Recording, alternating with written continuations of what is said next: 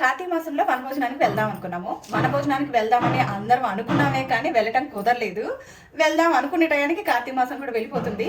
కానీ అందరం కలిసి ఒకే చోట భోజనం చేద్దాం అనుకున్నాము. నాకు తెలిసిన అక్క ఈరోజు మమ్మల్ని పిలిచింది. సరేలే ఎలాగైనా వెళ్ళలేదు కదా, అందరం కలవలేదు అనేసి ఇంకా అక్క వాళ్ళ ఇంట్లోనే భోజనం చేయడానికి వచ్చేసాము. అక్క ఏమేమి ఐటమ్స్ చేసిందో చూద్దామా? రండి. ఇవి అలసంద గారెలండి. వేస్తుంటేనే పొయ్యి దగ్గర ఒక 2 తినేసాను. చాలా క్రిస్పీగా బాగున్నాయి. వేసేసి ఇలాగా పక్కన పెట్టింది.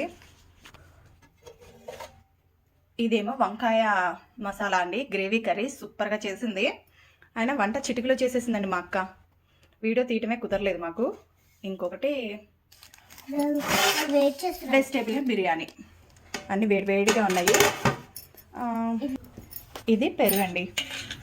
ఇప్పుడు నేను పెరుగు పచ్చడి చేయాలి, ఉల్లిపాయలు కట్ చేసేసి. ఇంక ఇది ఒకటి ఆగింది.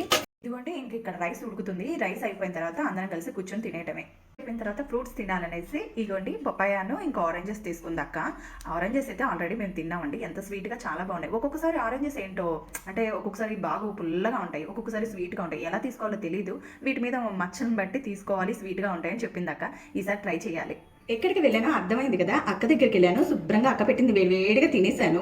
కానీ ఇంకొకటి చెప్పడం మర్చిపోయానండి, వీడియో కూడా తీయలేదు. ఎందుకంటే అక్క పెట్టినప్పుడు వేడిగా ఉంది, మంచిగా తినేసి వచ్చేసాను. కానీ వీడియో తీయడం మర్చిపోయాను. ఎలాగైనా చెప్పాలని వీడియో తీస్తున్నాను.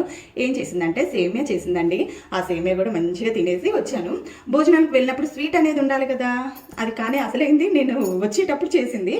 అలా మర్చిపోయాను. సరే అయితే ఇంకా అక్క ఏం పంపించిందంటే మా ఆయన కోసం, ఇవంటే పిల్లల కోసం చాక్లెట్స్. వాళ్ళు వచ్చాలే, తిరుపతి వెళ్ళారంట అన్నయ్య. లడ్డు ప్రసాదం. ఇదైతే వంకాయ గ్రేవీ కర్రీ, ఇది కూడా పిల్లల కోసమే. ఆరెంజెస్. ఇదేంటంటే మా ఆయనకి వేడిగా గారెలు వేసి పెట్టమని పిండి పెట్టేసి ఇచ్చింది. సరే అయితే బాయ్.